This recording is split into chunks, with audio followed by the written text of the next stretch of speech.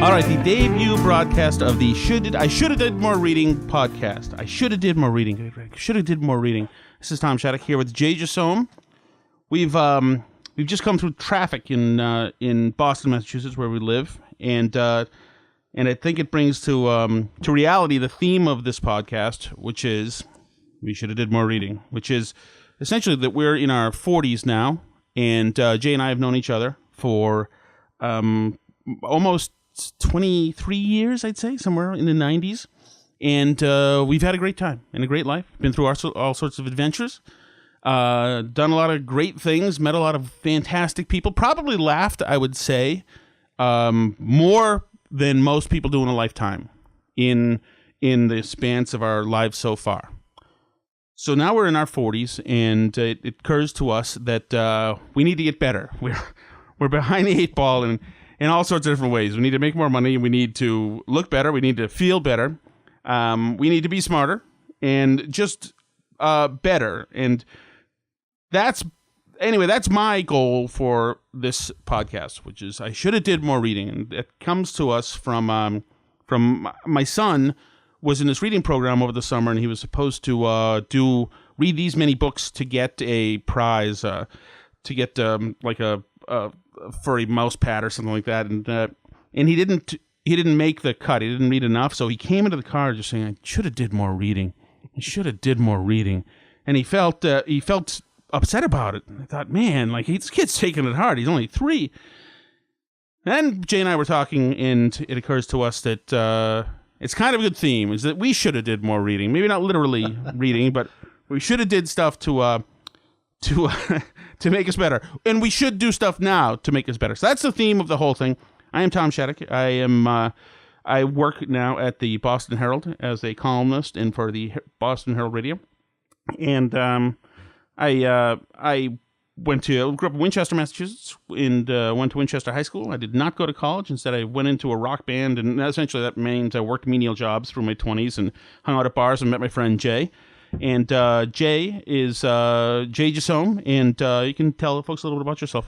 Yes, I I grew up in Lowell, Massachusetts, and needed to get the hell out of there. So I took off and went down to D.C., met my wife, and traveled a little bit for the past 20 or so years, and came back to Boston, and here I am now, unemployed, a child, living in Melrose, having a great time. Unemployed with a child. Not that you're the child. It's debatable. We have 2 children and a wife. Yes. So, this is... I'm excited. Stay right in front. Stay right in front. Yeah, okay. I'm excited to be here with Tom. Like Tom said, we've known each other almost for a quarter of a century. It's been a long time, and we have quite a bit of stories to tell, and hopefully people can relate. And a lot of good times, a few times that we wish we could take back, but this is fun. Thank you, Tom, for this. What do you mean? Thank you. This is your house. Our studio is your house, and neither of us have anything else. That's one of the whole problems. I think is that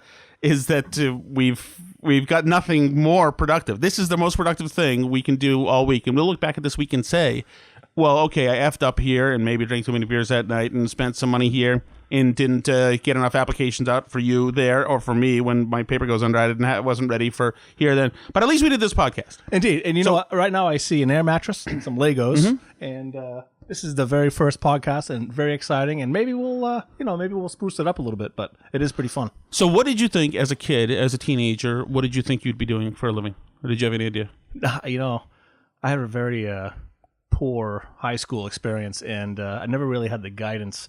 Right. I don't know what I wanted to do. I don't really recall that at all. Well, high school sucks. I think we can agree. It was awful. I was a loner. Yeah, well, and I respect you for that, because why would you want to be with all the idiots? Because I mean, and I think that you was at Lowell High, or you in? So I went to Lowell High for my freshman year, and that was 1983, and then I spent 3 years at Catholic school. At the time, it was St. Joseph's High School, so that was very interesting by itself. Oh, okay, so I spent 2 years at a Catholic school, Austin Prep, and then went 2 years into public school. But the whole idea was that Winchester High School is supposed to be a great high school, and Lowell High School probably sucks. St. Joseph's was probably just fine, whatever. But I mean, I felt incarcerated, and I think you did too. I think we were probably free spirit kind of people with wanderlust and couldn't wait to get the hell out of where we grew up. That's exactly right. And so for my experience, I I didn't want to go to college. I didn't see why I would be transferring to another prison when I was already in one prison. And I figured that I had enough practice at that time. I could learn how to smoke weed and get drunk and maybe hook up with women without spending all that money and without having to tell my dad that I was expelled from college. So, I mean, it wasn't really an option. I mean, I don't regret. And first of all, we're in a good place, and we're in our mid-40s. We're living in the best time of civilization in the history of mankind. We have stuff. I'm certainly very fat, and you're fat enough, so that we're obviously doing all right. We're eating, and we're taking advantage of the things we have here. So we're not in like a bad place. Correct. I have a healthy, happy family. Yeah. Very fortunate that way. Yeah. I agree with you. Yeah, we've had wives that married down, which is that's really important. I think it really is. It is To have wives who have their bleep together and can be supportive and it's just. I always hated when people patronize women and say I couldn't have done it without her, but it's fucking serious. You can't do it without them. I agree with you. So, in your 20s, let's say you're 20 years old. What did you do and why? What were you doing? What was your goal? I remember when I was working for my dad in the late 80s or early 90s actually, and I remember saying to him, yes, and I remember telling him, I said, Dad, I gotta go. I think I was living in a trailer at the time. It was awful. I said, I gotta go. I gotta do my own thing. So I left Boston and I moved down to Washington D.C. by myself in a small Toyota Celica that didn't belong to me. And So what was it about construction you didn't want to do anymore? it's not that I didn't want to do construction. It's just that I didn't want to be stagnant and stay in Lowell. It was important for me to get the hell out and do my own thing. I didn't know it at the time, but I just wanted to travel and see different places and live different areas. So, and since then, I've been all over the country. Okay, so you went down to D.C. I went down to D.C. and I met Dana. What were you doing? My wife. I was a assistant bell captain, so I was an overachiever. At a hotel. You got into a hotel. It was the Crystal Gateway Marriott in Crystal City, Arlington. It's by Arlington, Virginia, right outside, right over the 14th Street Bridge in D.C. But it was fantastic. But you had an entry-level job. Yeah. And this was did you have uniform stuff? Were you wearing a bellman uniform? I was in a suit because I was a sort of a So that must have felt pretty good. Oh, absolutely. I felt it was excellent actually. Yeah, and you feel much better if you're in a suit than just wearing a polyester uniform. Indeed. Absolutely. I mean, it was still a uniform. Yeah. It was provided by the uniform company, but it was a suit version of the You could go outside of the place and Exactly. pass it off as something. You get less tips though that way. Now, did you think the whole time, man, my job sucks? Did you look around at people your age and say this sucks? Absolutely not. I was having a time of my life actually. I'm in a new city. I'm meeting new people, going to different places, seeing different things. I remember the first day I had off. I was so excited. I took the Metro, I think it's called down there, and got off at the Smithsonian stop, which is right in the mall. And I was free, and I was by myself, and it was just amazing. So that was the beginning. Really? So Lowell was that much of a incarceration experience? It's not that. I guess when my family brought me to Boston, or when we traveled a little bit later in my teens. I think when I got that taste of that, I think I realized that I wanted to see more and do more. But I've always wanted to live places instead of visit them. So that's why we moved around a lot since then. From then, we just moved all over the place. So that's where you met your girlfriend. Then she became your wife later on. But Indeed, yeah, at she the was my hotel. girlfriend then. Yeah, exactly. We were going for lunch one day in D.C. and I had said that to her. I said, I've always wanted to live on an island. And I think it was maybe 4 weeks later we were living down in St. Croix. So that was pretty exciting. I went down there first, and then she came to meet me a couple of weeks later. And your family had been there before, so you have a little experience with that, right? So my mom and dad used to go down there a lot, and so they were sort of regulars on the island, and they knew a lot of people. So that's why I was able to just call down and say, "Hey, can you get me a job or whatever?" And I was down there and able to do that. But and then my brother lived down there for a little while with my sister. This is pre-Hurricane Hugo, if everyone remembers that. And then I took advantage of their contacts, and a few years later, I moved down there with Dana. So that was. So we weren't down there long. We were only down there for 6 months. So were you thinking, do you remember when you were like 23 or whatever you're down there, were you thinking, well, I'll just do this forever and just do odd jobs and then in this island maybe live just fine? I don't think I ever felt that way, actually. I everywhere we went, I think which is a bad thing because I was never in a moment. But I always thought that wherever I was, I soon got enough of it, maybe, and then wanted to go somewhere else, which is an unusual thing and probably not very healthy or whatever, and very expensive. But it was still fun. So, well, when did you start? You must have started feeling pressure at some point because Dana's comes from a place that's not like Lowell, and a different background, more of a debutante kind of situation. I don't know if she'd say that, but no, indeed, but certainly came from a different. Well, she didn't tell her parents that we were moving down there. That's right. She would never, and practically the whole time, she didn't divulge that information. So it was very interesting. We had to sort of. And you're a kid from Lowell who's entry level into this place, and without a degree, right? Without a degree, I understand that. And she had dated an Annapolis guy, which is just about perfect for parents. They want to hear about Annapolis guys. You get the whole ceremony with the swords and all the handsome uniforms, and those are, etc. So that must have created pressure, obviously. Well, I don't know how it happened, how I beat out the Annapolis guy, right. But there's still time for him. You think so? But still, I mean, I can imagine that must have been, because I had the same thing going in my 20s, having not gone to college, and everybody else in my town went to college. It was not a thing. You would go to college unless you were like total a burnout and a drug dealer and incarcerated, whatever. It was a thing. And so, going into my 20s as well, as soon as I started serving in hotels, I worked in hotels as well. Some of the people who I used to go to school with, and I was like checking them into hotel rooms. Like, it's very humiliating. At least it was to me. It was freaking horrible. I agree with that. It's Dana's dad. You know Dana's dad too. Mm-hmm. He's a great guy, but her parents at the beginning thought that wished at least that she could have done a little bit better. Yeah. Over the years, now we've been married how long? Let's see, over 20 years now. So now they've wished for 20 years. They want their 20 years back. No, it's been and now they think I'm the best, I guess. At least they say that. I don't know. We'll see. So just moving people up to speed here. So you go through your 20s, and we've had much the same experience, except I was a little bit later. Where I got married a lot later in my late 30s. But and then I know that from knowing you then, you were worried about your status because you were going into like management programs in hotels, which is the way you do it, which is nothing to really laugh at now. Now I back then, of course, I gave all sorts of shit about it, and it seemed pathetic. Like, what are you going to be, the assistant front desk manager or whatever? I know. But now, there are people who are GMs in hotels that do very, very well. I know. I was very excited about moving along. Yeah, you remember I was a little bit of a dickhead from time to time. Yeah, you have to be because because the rest of, certainly me and most of the people in your circle acted like children. Yeah, most indeed. All the time. We were just the most slackiest part of Generation X. So you had to do that. So obviously you were feeling some pressure. You get into your 30s. You guys then move out to Chicago, the greatest city on the earth. Agreed. Which is another reason why probably, although you had some good jobs in Chicago. Yeah, I had. So just to back up just a little bit, just so from D.C. we went down to Virgin Islands, and then we moved to Boston, which is where we met you in 1995. And then real quick until we get to Chicago, because I love talking about Chicago, so we'll get there. We moved from Boston we were in Beacon Hill, from Beacon Hill to San Francisco area, and then to Denver, and then to Chicago in 2000. So yeah, Chicago, I agree, is my favorite city. I wish I was still there sometimes, but I look, you were there 100 times, if not. I mean, it's just a great place. Yeah, and it's a great place, and I think that's a challenge. And one of the reasons we find ourselves where we are now, and once again, it's not a bad place, but it's a place where I think we can be in. We feel now that we could probably be in a better place.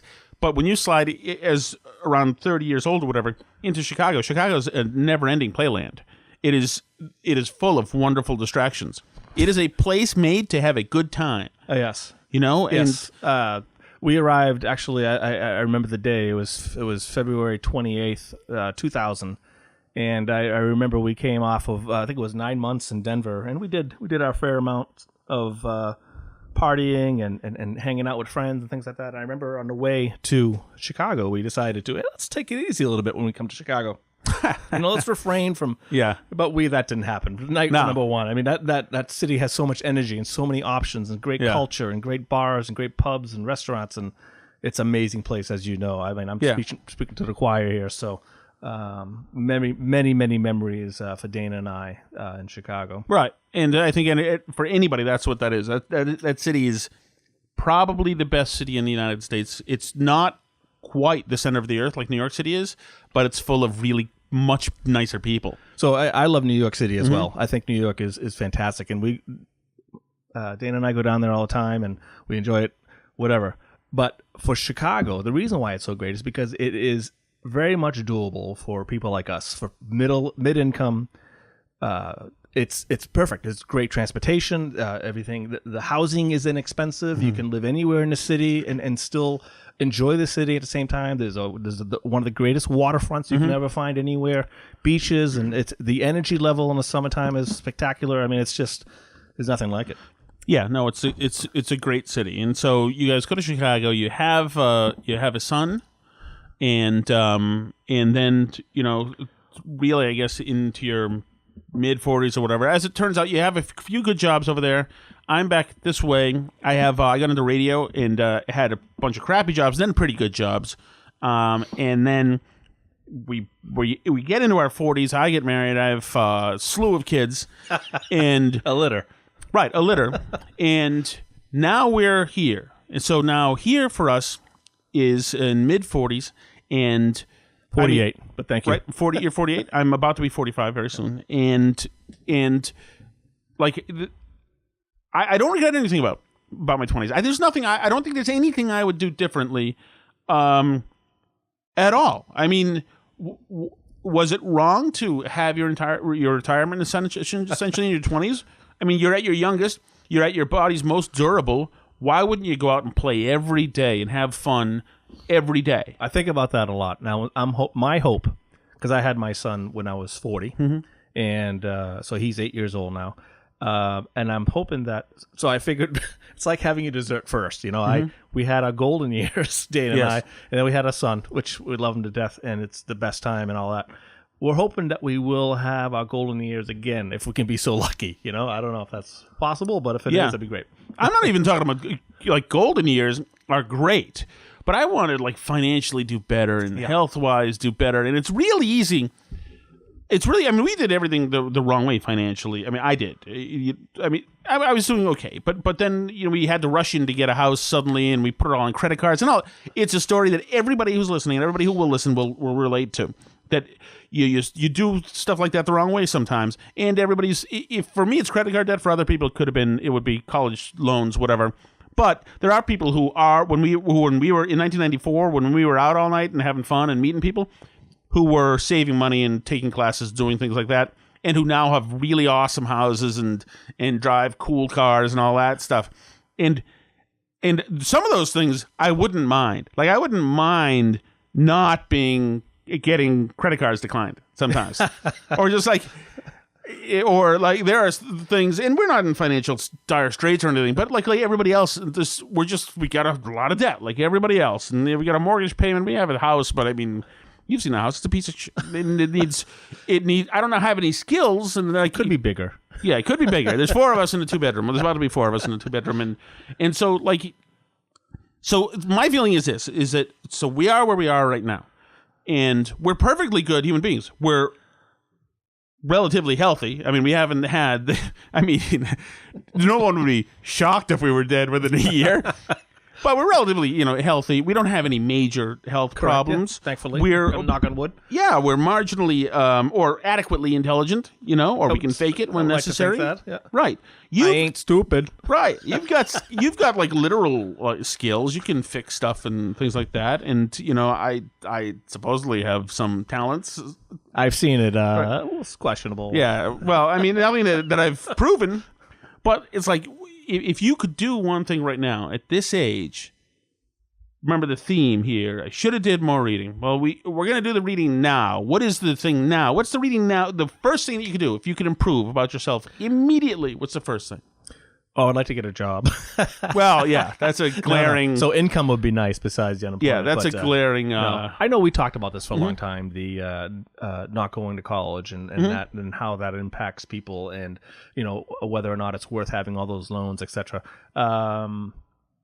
You know, I think I did pretty well for a long time too. You know, just recently I got laid off, but before that, I mean, I had great jobs. Yeah, but Jay, this is what I'm saying. I hate to step in. No, that's all right.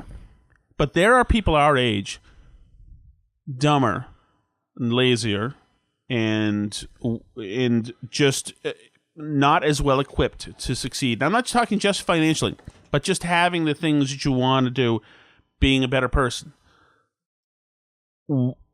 What is the thing that, let's say, that we need to do to get better at life right now?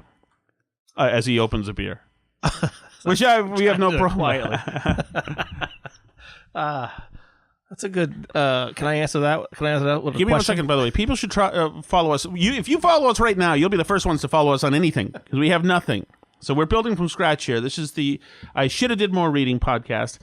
He's Jay Jasome. I am Tom Shattuck. We're on Twitter at I think it's I Should Have Did More Reading, or it's I Should Have Did. And on Instagram too, it's at I Should Have Did More Reading. We're on Facebook. I Should Have Did More Reading. We'll tweet some stuff out, and we're on Instagram. We'll tweet some of that stuff out as well. I don't know where we're on YouTube. You're listening to us probably on YouTube right now. If not, then maybe iTunes. All that stuff will be together, and we'll get the word out more, so you'll get the point here. But the idea is, once again, the idea is to improve, to get better, and how to get better. And one thing we'll be doing is we'll be interviewing people. This is just kind of an orientation right now, but we'll be interviewing people who are doing things and ask them about their passions and when they got into it and how easy it was or how hard it was and then what they get out of it. And just people doing things everywhere. And there are entrepreneurs we're in Melrose, Massachusetts right now, but all over Boston, all over the country. There are these entrepreneurs and people just doing things they love. And I think that there is that exists somewhere for us as well. And I think that we've always worked for somebody, but I think you and we don't have the same skill set, so I don't know if we'd be doing the same thing. But there is a way to be living your own dream. It must exist for everybody. I mean, you've talked about your dad was among other things, is a craftsman kind of, and or would you call him a furniture maker? Yeah, yeah. But he's an artist. He's not just an artist. Yeah, Indeed. You know. So, like, imagine you could do that for a living, and you're selling things that you've worked like hours and days on, and these beautiful pieces of art that not too many people could ever really duplicate, and they go out into the world. Love to do that. Yeah, it's something I've been thinking about for a long time. Yeah, it's not feasible right now with my situation, but I have that in the back of my head, and there are a lot of things that need to happen for me to be able to do that, I think, but it is something that I've been thinking about a lot, certainly. What's the last really spike in happiness that you've had? I mean, without talking about kids, because you have to say that, or else our kids will hear this one day and say that mommy and daddy didn't love them. But like the last big spike in happiness, I'm gonna guess what yours is. Go ahead, please. I assume it was falling in love with your wife. I assume that was it. That was yeah. You don't have to say it was if it wasn't. No, indeed, that was a very enjoyable time and a fun time, and I think if I can speak for her too, but it was a fantastic time. But not only that, it was it wasn't a typical courtship, if you will. I mean, we took off and we sort of, you know, it was just us, and we just moved around every year and a half or so, and it was fabulous. So yeah, that was but I still have a lot of great times right now, and I try not to take things for granted, you know, and I know that there'll be more. This is why we're talking right now. Right. We're just trying to figure it out. And I'm sure there are people out there that maybe did the same thing we did, you know, where we sort of went off, just sort of partied a little bit too much and hit the city. So we're just talking about days ago. At this point. I know. 2 days ago, really. If I yeah, think but about we've done it for a long time. Yeah. But now we're licking our wounds a little bit here. But and life's changed. Well, see, the thing is that it's a little different because you've always been your own. You've always, ever since I've known you, you've always had a woman in your life. So like you know, in my 20s, my teens, it was not applicable because I was not going to be romantic with anybody. It was just not meant to be. And then in my 20s, sporadically here and there, but at least it gives you you have this thing you're always going for in life. But now at this age, we're old guys married with kids. So that, so like that energy and that I don't want to call it lust, but that that yearning for that kind of validation, that has somewhere else to be. I'm not talking about like in somebody else's bedroom, but it has somewhere else to manifest itself. There are like trophies and prizes that, as a 20-year-old, in one way or another, you'd be collecting. And I'm not saying womanizing, but things like that, things that brought out so many passions in you, that in your 20s would be the things that keep you going every day. It's so exciting. Tonight we're going to do this. We're going to do this, keep you going.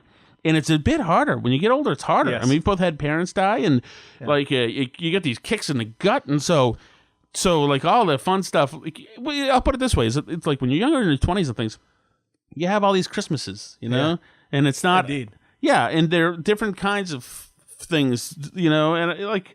Life is new, and you're invincible, and you're healthy, and you can do anything. It's fantastic. And I think that can be replaced now with a new venture. You talked earlier about how we've always worked for someone. Mm-hmm. I would love to start something new. I'd love it. There's so many opportunities, furniture and your talents and whatever it may be, things going around in this region that are doing really well, breweries and jazz clubs. I mean, there's all kinds of things that we've talked about back and forth that I know that we can do a great job. You talked about other people doing really well that are a lot... that are less smart than we are, and it's just, I think that we can do something. It's just, But then again, Jay, there are the people who talk about doing something, of course, and there are the people who do something. So we've known a few of those guys as well who are doing really well right now. They just living their dreams and own bars all over the place. But I disagree. I mean, I think that we have done something. You went out and you forced your way into the industry. You went out and forced your way into the industry. And you did fantastic, and you do all these great things. Dana and I went out and we traveled around for 20 years, and that was fantastic. I mean, that's what we wanted to do at the time. So maybe if we focused on a new venture, a new company, or a new idea, then we could have the same passion in that right now. I don't know. Or maybe something somewhere else. I mean, I don't think either of us are religious people, but there could be something. The smartest. I mean, you like Bob Marley.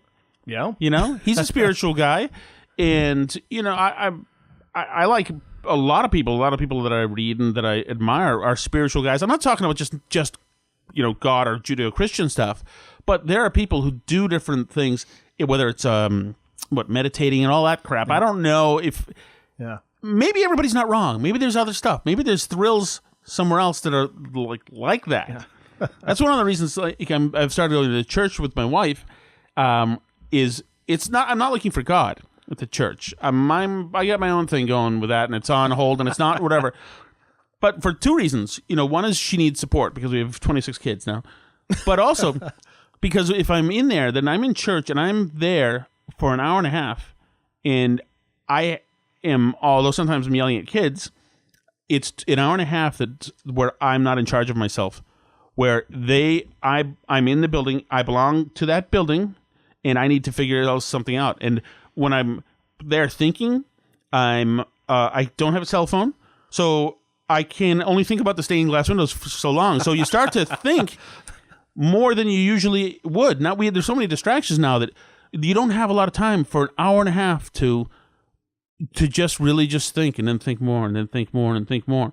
And it's like pretty cool. I guess you would. It might be. I guess you would if you were jogging, like if you're not in pain, if you're a good runner, like probably you could jog for an hour and a half and like find yourself somewhere in your mind.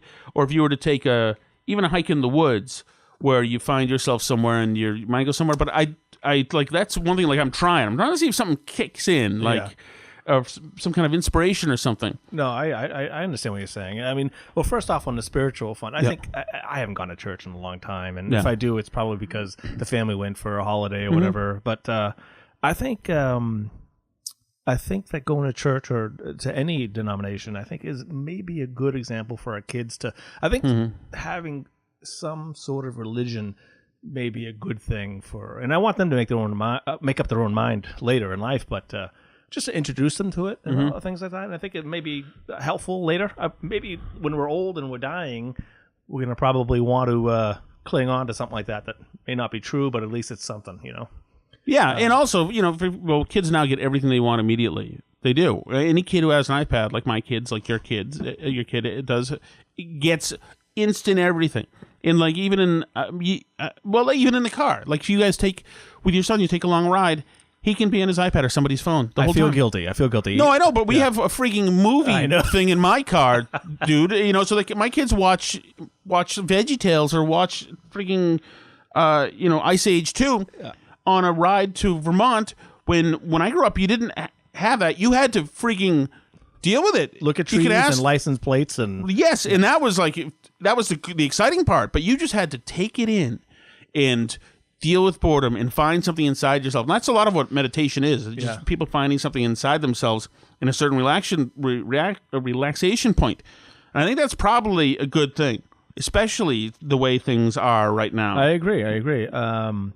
I feel guilty when I put Will, because Will's an only child, so I guess that could be an excuse. I mean, you have 3, 4 coming, so they could play with each other, beat each other up, things like that. But Will, it's a little more difficult when we have one child and they're in the back for 3.5 hours going up to your cabin in Vermont or whatever. So yeah, we sort of lose. It's a very adult thing, isn't it, to have to see a kid back there alone and have it hit you. Indeed. And you feel sad for him, and he's probably fine, because kids are built to be fine, but still, it's like one of these things when you get older, and where is another thing I want to hit is that when you get older, you start to have to deal with these constant bits of sadness and bittersweet feelings, and like your mom's dead, you think about like, wow, wouldn't it be great if my mom was here? And like when you get older, and we're in our 40s now, and we're not in place, we're past crying. You just at our age, you gotta take it, just shut up and just go.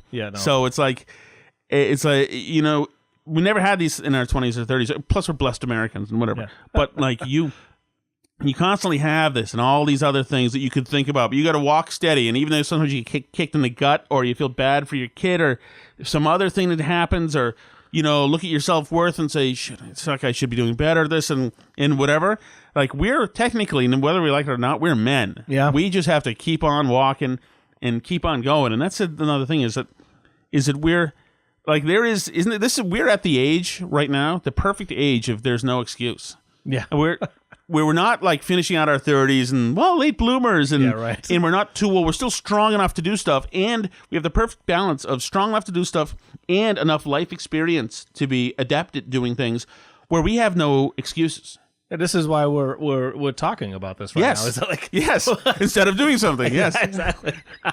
That's the whole point is to like, now we're at the age where we don't have our. Well, in a sense, we have our shit together. People from the outside may look at us briefly and say, wow, those are gentlemen that have our stuff together. We have manners and stuff, so that's nice. And we have manners and beautiful wives. At the moment, both driver's licenses and so we have great wives, and we have a few. We can cook a few dishes at this point. We know how to host a party. Yes, very good at that. Yeah, we can host a party. I think we can both drive a stick, right? I think so. I can. Yeah, I can. That was So we've got the wherewithal and talent to do things. It's just about doing it. So here's my thought: is what if we took a class in something that we have no interest in taking a class in? That's a good idea. I don't know where I've heard this. I heard a couple of things. I heard which stuck with me over the years. One is it's good to be bored sometimes, as a kid especially. But also, you should learn an instrument and a language. And I know you know a lot of instruments already, but I've been interested in taking an instrument with my son, Will. I guess maybe that would be one thing that I would probably like to do. And then I would love to learn a second language, I think it's important for that. Spanish, I guess. Is that what you're looking for? I think those are tall tales. Tall orders. For something different. I think those are tall orders because playing an instrument is different than learning an instrument. Playing an instrument is fun. Once you've got a few fundamentals down, and it's fun. Play half a song every now and then. Oh, here and there, but it's wonderful because you're getting instant results and the validation. You can hear the chords like for the guitar strummed through, and it's a relaxing feeling, and it's just totally satisfying. But learning an instrument, especially if you learn properly, is the most unsexy thing in the world. Learning like musical theory and this and that, and Oh, yeah. have to worry about the rhythm, the beat of the timing of stuff, and tablature and all that stuff sucks. So you were in a band for a long time now, weren't you? It was we called, sucked. It wasn't. We I know, but I remember, if it's okay if we go off a little bit on the band, your band was called Lemur, right? Was it always called Lemur? yeah. And I remember back in I don't know how long you had it before that, but when I met you in '95, we were going to Everett or Chelsea to go to your studio, which was phenomenal. And you used to play gigs at the Rathskeller, which is no longer there. I saw you at the Middle East, and also Club 7 or something in Somerville. Club 3, I think. Club 3, 7, 5. Yeah. I'm not sure what it was. Yeah, but anyway, that was... so you played a guitar, but do you play any other instruments? I played the guitar. But I messed around here and there. Yeah, could play a few chords I loved going to see you guys play. Yeah. That Well, was thank you. We were terrible. I mean, I think about it. We were terrible, but we were not bad songwriters. We had no discipline. And I have a CD, and I disagree. Well, maybe we'll play it in one of these here. But unfortunately, that CD is the kind you can't rip. I don't think so. We'd have is that right? We'd have to just play it, which you can do. But like, what if you took a lesson in something that you didn't want to do, like a different kind of lesson? Almost like pointing to a map. Just sort of, I guess so. Whatever. But you do want to go there. Yeah. But this is more like it could be anything. What if you took a lesson and it was like origami? There's not that much you can do with origami. There's only so many swans you can make it with origami. But people never really, other than I guess in like school, people never spend time learning to do something that they're not that into. Maybe we're into it, but we just don't know. Right. No, I hate what you're saying. I think that. We took my son and your wife took the kids to the BSO, the Boston Symphony Orchestra, yesterday, a couple days ago. True. And what if that sparks something like just if you do things that are not on your normal schedule? That's a good point. I think that's a good idea. Yeah, I wish we had 30 possibilities, and then like an hour from now we have to go to like knitting lentils, class. or lentil soup class, just somewhere that you'd never usually go to, fly tying kind of things that you'd never usually do. Yes, dog sled. There techniques. are people who go and do that. Like when it's not really it's not my personality, but there are people who go and do that. My dad was, although it was stuff he wanted to do, he was on all sorts of committees and stuff when he died. And he was on like the loon counting committee where they'd get dressed in waders and walk through swamps Really? and count the loons. Oh yeah, my God. totally. Which actually could be fun. Well, was it count what kind of loons? I mean, the actual animal or the ones that were counting? No. These are the actual animals. So like and he was on like restorative justice things and other nature hike things and the canoeing groups and this and that. So yeah. So when he died, we had all these divisions of people from every corner. We're from the loon group. Jesus, like doing stuff. I mean, I think there's something That's pretty amazing. Your dad was an amazing man.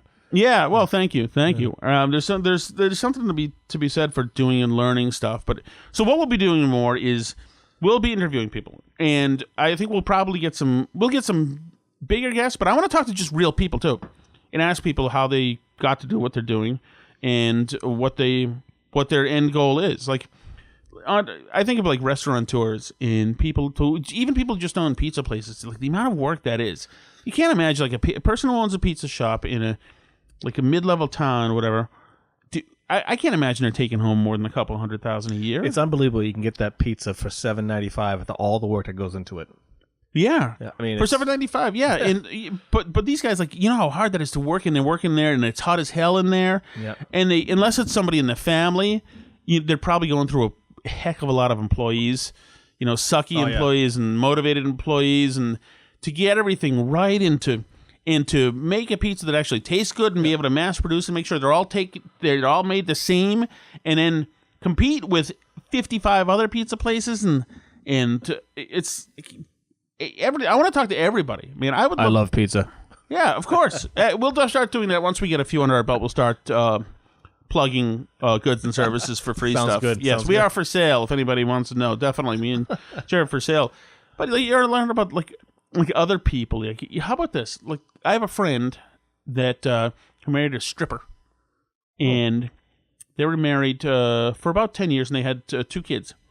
Like, can you imagine being a stripper? Is like, it's not only the greatest job in the world, probably, because she made a few $100 a night in cash. You never have to go to an ATM. Right. You know? Oh, but then again, she made a few $100 in cash, and you only have to dance in front of losers, right? And if she's not embarrassed by it, and she's probably not, then it's win-win.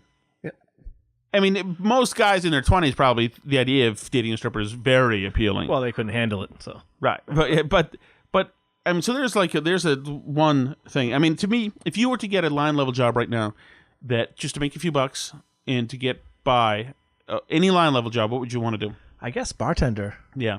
I like that environment. I've been involved in that environment for a long time. On the receiving end. On the receiving end. So yeah, I think that would be I'm interested in that. Probably wouldn't like the hours, but well, well, the thing is, that would be tough because the hours are certainly late hours, but it could be. Well, here's the other thing, Jay, is that nobody makes cash anymore, so those days are over. It's not like you're coming home with $300 in cash in your hand. You're coming home; it's in your paycheck now. Yeah, and it's heavily taxed, which is not like it used to be. It used to be not taxed. Yeah, that's why. You had the option of either. And it matters what bar. I mean, you couldn't be at a bar, but I agree with you. A bartender would be fun. It's one of those jobs where I feel like I was just doing it a couple of years ago, but the last time I was doing bartending was in 2003, I think. Was that at the State Street? That was at the Harvard Club on. That was in Federal Street. Oh, okay. But we still had rushes there where you'd have a 3-hour rush and then you get through it. And that feeling of being in the service industry and having a rush and having like this like dried like sweat on you afterwards and the rush is over. But at that point we'd have a lot of cash and stuff. Yeah, being frantic for 3 hours. I miss that pretty though. Fun sometimes. Yeah, I miss that. I know what you're saying. Yeah. So part of the service industry stuff I miss. When I was relegated to it, when I had to do it to make a living because I was trying to do other stuff, and that if you're going to be a musician or whatever, that's the kind of thing that you have to do. When I had to do it, of course I hated it and I thought I was better than it. Now I'm looking back a little and I say, man, if I just had the right attitude, I wasn't terrible at what I did. I just was not present a lot. But yeah. No, I've always wanted to be a bartender. I just think it's not conducive to raising a family and things like that. And I think that I would get in a lot of trouble. Well, yeah. If I would have started off as a bartender, I think I would have been a bartender now, and then I wouldn't have, had the fan. You know what I mean? There's a lot of restaurant people and bar people. That whole industry is quite a that's incest. Oh yeah, incestuous. Yeah. It's fun. Yeah. It's fun. Very, very fun. Yeah. But it'll last for next thing you know, you're 50 years old and you have nothing. I don't know. Yeah, I mean, that's just the way I look at it. I'm not sure if that's probably not the case. The good side is that you're not 23 anymore, so that means you're not hanging out there till 5 a.m, sleeping with the 23-year-old gorgeous waitresses. But the bad side is, of course, is that you're also not sleeping with the waitresses, and you have to go home and and all that stuff, and it's just it's tough. But I think that's one of those things that I would like too, and you'd probably feel alive there. I did a friend of mine was DJ, and I did like 6 years ago hang out with him. Well, he did a shift on Halloween, and all the women there were college women not even essentially. They were all in lingerie. Oh my god! And, this is not the kind of place where I could stay sane. This is not going to work. But he did well. So all right. We'll start to wrap it up here. This is the I Shoulda Did More Reading podcast. I'm Tom Shattuck. He is Jay Jasome.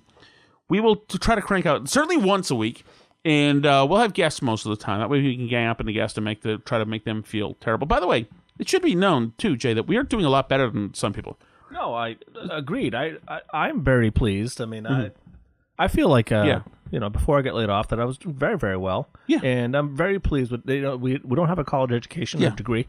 So, yes, I agree. And we're not doing bad. I mean, and it's not, I just don't think we're our best selves. And material-wise, I don't need to be driving around in an old Dodge Caravan that's dented. Burnt orange. Yes, that's dented. I mean, that's like the trifecta there of it doesn't feed the ego. And my house needs help, and I don't know how to do things. But there's something I'll learn that maybe we'll talk to people about here. But I mean, I think that we could also just be better in other ways that are tangible ways and some intangible ways. I think that spiritually we can be better. And we can be better. We can probably be better people. We don't really help anybody, do we? I know. I'd like like to do the whole spectrum. I like to be able to help people. Yes. Spiritually. Yes. With our jobs, families, all that stuff. Indeed. Yeah. So that's what we're here for. Thanks for hanging out with us. This is I Shoulda Did More Reading, the I Shoulda Did More Reading podcast. Check us on Facebook and on Twitter. I think it's I Shoulda Did More Reading on Twitter as well. And Instagram. And I don't know how to use the other one with the little bird. No, not with the yellow ghosty thing. But I think Snapchat? Yeah, Snapchat. But if you have Instagram now, it does all the Snapchat stuff as well. So thank you for hanging out with us. Thank you for hanging out with us. Tom Shattuck with Jay Jasone. We'll see you in a couple days.